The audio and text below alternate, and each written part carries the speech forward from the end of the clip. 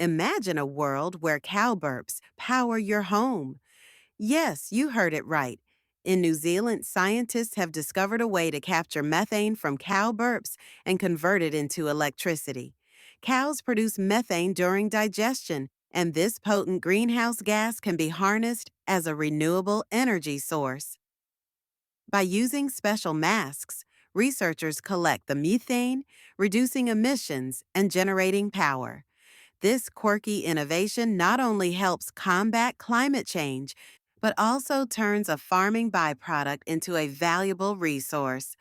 Hit the like button, subscribe, and leave a comment to support us.